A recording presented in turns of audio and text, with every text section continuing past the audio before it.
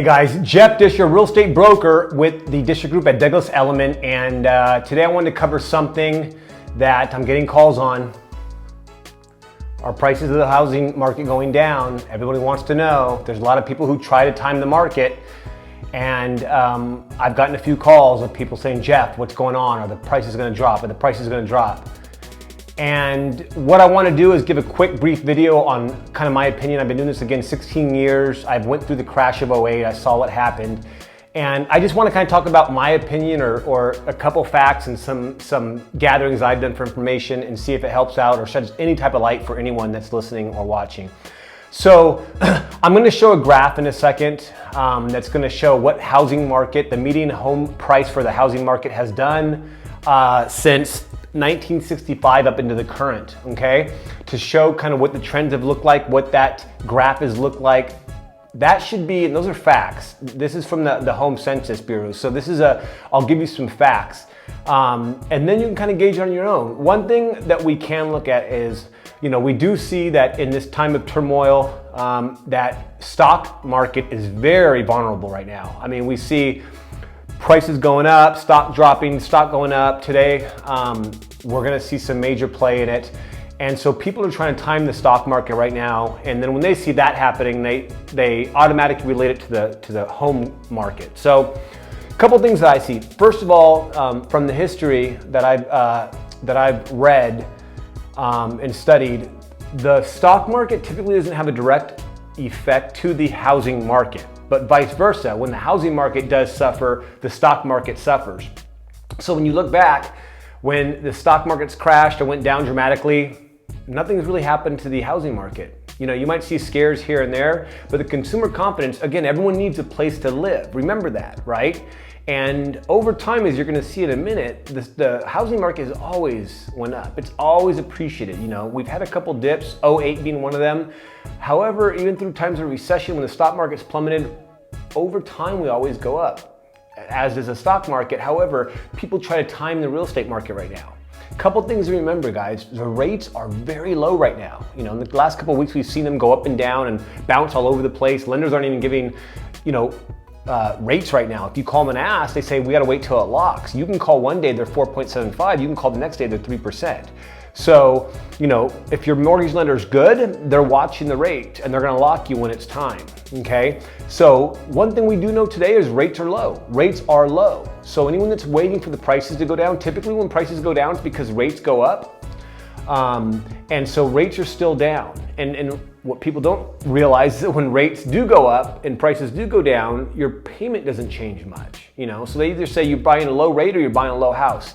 And you can choose which one you want to do. We do know right now that the housing market is still strong. We're still seeing multiple offers on properties across the board. And that means that people still want to buy. They're still getting a place to stay. They're still taking advantage of the low interest rates, especially here in San Diego. And another thing to consider is the supply and demand. We're at the lowest supply that we've seen in over a decade right now. We are at extremely low supply right now in San Diego in terms of housing market. We don't see it, back in '08 and pre-'08, we saw a lot of booming construction. We saw East Lake and Forest Ranch up north, North County, South Bay blowing up. We still see a little bit, but not quite as much as we saw back in '07, '06. So we did have excess inventory. Additionally, we had loans that were 3, 5, 7, 10-year interest-only loans with the balloon payment. So when you would see that 3-year expire, people were squeezing into loans that they could barely afford, that were interest-only loans, that were only guaranteed for 3 years, based off that home appreciating, them refinancing into a lower loan. That didn't happen. That all just blew up in everybody's face. We saw a shit ton of foreclosures and short sales. And I just don't see that happening. 90% of the loans that are being acquired right now by the consumer are 30-year fixed. So you ask me, well, okay, one thing that could affect that are unemployment rates, right? And we may see that happen. We may see unemployment rates skyrocket here, not only in San Diego, but globally, especially United States. A lot of businesses, small businesses, they start shutting down. We're seeing it all over the place. We're seeing this lockdown, shutdown. Businesses aren't able to thrive. And they're going to be forced into BK or unfortunately closing their doors. So the result and the whiplash from that could be a high or influx in unemployment. Now, one thing we are seeing though are some of the banks, I know B of A's already stepped up, they're deferring mortgage payments. Okay, now if that didn't happen, and I think that's going to follow suit with a lot of the bigger banks, as long as you can show some sort of financial hardship, they're going to defer your payments. Now, it doesn't go away. You'll be paying at the end of the life of the loan. However, it will help people kind of rebound from this whole shake in the stock market and the financial situation, and then eventually get back on track, get their jobs back. A lot of these employers are already saying, even if we let you go, we'll hire you back once we know what's happening. However, they just can't hold people on right now and pay them with all this uncertainty, without selling goods or providing services. So it kind of makes sense. So again, I've always told people ask me, how could this real estate market crash? I say, well, not crash, but how would prices go down? I say a hike in interest rates, a fast hike in interest rates that was sustainable, that stayed, would obviously people would have to come down because the payments would be a lot more money for the same house, or an influx in unemployment. So I just want to end this talk real quick. That's, again, my opinion, my 30,000 foot view over the market, being in this market for 16 years, selling hundreds of homes, paying attention. As you know, I read a lot, I'm aware of the market. And that's kind of my take on it. So take it as you will. If you're in a position to buy right now, definitely talk to your lender, see what you're approved for, see what's on the market, see what you can afford. And if you like something, your payment's locked in for 30 years, jump on it. Just jump on it, okay? I want to end it with the graph that I'm going to put up on the screen right now that you'll see. And what this graph is explaining, as you can see, back in 1965, where the home prices were, this is median price, which is the average, not quite the average, but if you take the highest and lowest, where that in the middle would sit in terms of home pricing, and then what that looked like for the last, almost 40 years, 35 years. So as you can see, back in 1965, the median home price was under 40,000. It started to pick up, but over time, as you can see, all these little light gray areas or these dark gray areas here that you can see lines, these are considered recessions, okay?